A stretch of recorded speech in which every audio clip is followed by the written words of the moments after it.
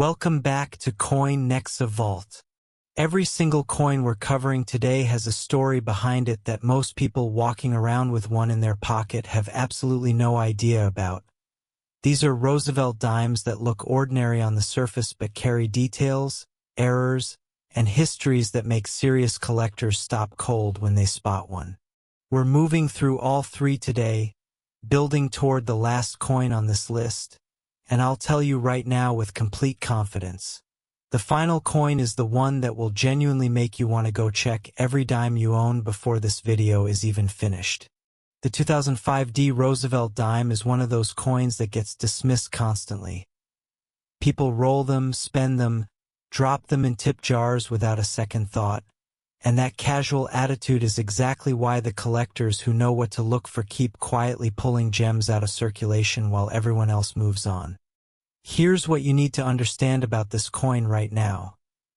The Denver Mint in 2005 was operating at massive output volume, and when a mint is striking hundreds of millions of coins at high speed, the quality control window gets compressed, and that's when the interesting things happen. What you're specifically looking for on the 2005 D is the mint mark itself, that small D sitting just above and to the right of the date on the obverse. On certain examples, that D shows signs of doubling, a subtle but unmistakable secondary impression that shifts the letter slightly off its primary position. Get a 5x loop or even your phone's camera on maximum zoom and focus directly on that mint mark. If the D looks like it has a faint shadow or a second edge bleeding to the north or east side of the letter, you may be looking at a double die mint mark variety that changes the value of this coin entirely. Beyond the mint mark, run your eye along the lettering in Liberty across the top of the obverse. On high strike examples, those letters are razor sharp from the field to the tip of each letter, and coins where that definition is still fully intact after 2 decades are increasingly difficult to find in circulation. A certified MS-67 example of the 2005 Roosevelt Dime can command prices in the range of several $100s, and top population MS-68 specimens, coins graded at that level by PCGS or NGC with only a handful known at that grade, have sold for well into the thousands at major auctions, which is a staggering return on a 10-cent coin pulled from pocket change. The Denver Mint that year struck over 1 billion dimes across its production runs, but the paradox of high mintage coins is that very few people actually saved them in pristine condition, which means the high-grade survivor population is far smaller than the raw mintage number suggests. Condition is everything here. A coin that's been rolling around in a drawer for 20 years is not the same coin as one pulled directly from a mint roll and stored properly, and that difference in condition is the difference between face value and a figure that would genuinely surprise you. As with any coin in this category, third-party certification through PCGS or NGC is the step that transforms a promising example into a verified, marketable asset. Without that certification, even a genuinely rare specimen is difficult to sell for anything close to its potential. The 2005 D is a coin that rewards the patient, detail-oriented person who doesn't dismiss modern coinage as automatically uninteresting, because in a world where almost everyone does dismiss it, the person who looks closer has an enormous advantage. But as solid as this coin is, the next dime on this list comes from a completely different era with a completely different set of production circumstances, and the story behind it is the kind of thing that makes you realize the mint has been quietly generating treasures across every decade of the 20th century. Next, 1981 Roosevelt Dime. And this is where things start getting genuinely interesting, because this particular coin sits at the intersection of a transitional period in American coinage that most casual collectors don't fully appreciate, and the details hiding on the surface of this dime are exactly the kind of thing that separates a $2 coin from a $2,000 coin. The Philadelphia Mint in 1981 was in the middle of a significant shift in how American coins were being produced. This was the tail end of the era when the composition and striking methods that had been standard for decades were starting to give way to cost-driven changes. and the coins from this window carry production characteristics that make them fascinating to examine closely. What you're looking for on the 1981 piece starts at the torch on the reverse of the coin. That's the right side of the reverse design, where the torch sits flanked by an olive branch on the left and an oak branch on the right. On strongly struck 1981p examples, the flame at the top of the torch shows crisp, distinct lines separating each element of the flame, and the bands wrapping around the torch handle, known among collectors as the torch bands, are fully separated, meaning you can see a clean, defined gap between each horizontal band rather than a blended soft mass. This is the same full bands designation that PCGS and NGC used to certify dimes, and a 1981p Roosevelt dime with a certified full bands designation at the MS67 level is a coin that collectors actively pursue and pay serious money for. We're talking prices in the range of several hundred to over $1,000 for a coin that started its life worth 10 cents. Flip to the obverse and focus on Roosevelt's portrait, specifically the hair detail just above his ear and along the top of his head. On coins with strong strikes, those individual hair strands are individually defined, almost sculptural in their precision, and that level of detail is what the grading services reward with their highest grades.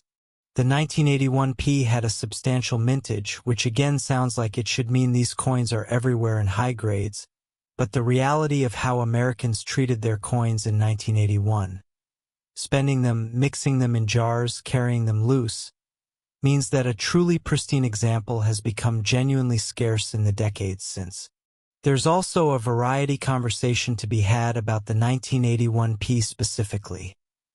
Certain die combinations from this year produce coins with subtle but documented differences in the spacing and depth of design elements, and variety collectors who focus on Roosevelt dimes have cataloged these differences meticulously, assigning premium values to specific die marriages that the average person looking at the coin would never notice. If you're holding a 1981p right now, the move is to examine those torch bands first, because that single detail is the fastest way to know whether you have something that deserves a submission to a grading service or just a coin worth face value.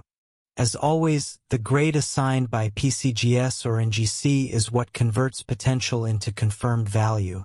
Without that third-party authentication, even a genuinely premium example is difficult to price with confidence. The 1981p Roosevelt dime is a coin that makes a strong case for taking modern and near-modern coinage seriously, because the errors and varieties and high-grade survivors hiding in this series are more numerous and more valuable than most people ever take the time to discover. And if the 1981p has your attention, I need you to stay with me for the final coin on this list, because the 1978 Roosevelt dime has a background, a set of known varieties, and a high-grade value profile that makes everything we've covered so far look like an opening act. Next, 1978 Roosevelt dime, and this is the one I've been building toward, the coin that closes this list, and I want to be direct with you right from the start. This dime has earned its place as the finale of this video because of a combination of factors that, when they all come together in a single example, produce one of the most compelling finds in the entire Roosevelt dime series. The Philadelphia Mint in 1978 struck this coin without a mint mark, no P, no D, no S, because Philadelphia did not add a mint mark to its Roosevelt dimes until 1980, which means every 1978 dime with no mint mark came from Philadelphia. And that detail is important context for what we're about to get into. The thing that makes 1978 specifically remarkable is the double die variety, a genuine, documented, collectible error where the hub that impressed the design onto the working die was applied more than once at a slightly rotated angle, leaving a secondary impression of the design elements visibly offset from the primary one. On the 1978 Roosevelt dime, you're looking for this doubling on the obverse, and the place to check first is the word Liberty running along the upper left arc of the coin, Bring your loupe to those 6 letters and look for a shadow or a secondary impression of each letter sitting just slightly north or offset from the primary strike. If the L in Liberty looks like it has a faint second L bleeding above it, or the I shows a doubled vertical line, you are looking at a double die obverse variety that has been confirmed by PCGS and NGC, and that commands a serious premium over a standard 1978 dime. Also check In God We Trust along the lower left of the obverse. Double die examples often show the same offset effect on the motto lettering, and catching it in 2 locations on the same coin is confirmation you have the real thing rather than post-mint damage or a trick of the light. Flip to the reverse and examine those torch bands again with the same scrutiny we applied to the 1981p. The 1978 issue has its own full bands population, and the overlap between a full bands designation and a double die obverse variety on the same coin is the kind of combination that makes a grading service submission not just worthwhile but urgent. A certified MS-67 full bands example of the standard 1978 Roosevelt Dime already trades in the range of several $100s among active collectors, and a confirmed double die variety in comparable condition moves into territory significantly above that. Documented auction results for top-grade variety examples have reached figures that would genuinely shock anyone who thought of this as a 10-cent coin. The 1978 also benefits from the same high mintage paradox we've discussed. Hundreds of millions struck, but almost none set aside carefully, which compresses the high-grade survivor population to a fraction of what the raw numbers imply. What makes this coin the right closer for this video is not just the dollar figures. It's the fact that a 1978 Roosevelt Dime with a double die variety is the kind of thing that is genuinely still out there in collections, in coin rolls, in those big glass jars of change that haven't been touched in 15 years. It's findable. It's real. And the person who finds it and knows what they're looking at walks away with something extraordinary. Condition and certification are, as always, the deciding factors. A coin that hasn't been graded by PCGS or NGC is a coin whose value hasn't been confirmed, and the submission process is straightforward enough that there's no good reason to leave a potential gem uncertified if you genuinely believe you found something. The 1978 Roosevelt Dime is the perfect reminder that numismatic treasure isn't only hiding in coins from the 1800s or in famous error series that everyone already knows about. It's sitting quietly in a series that millions of people handle every single day without ever stopping to look. If you've got a coin like any of these sitting at home, drop a comment and let me know. And if you enjoyed this, hit subscribe so you never miss the next one.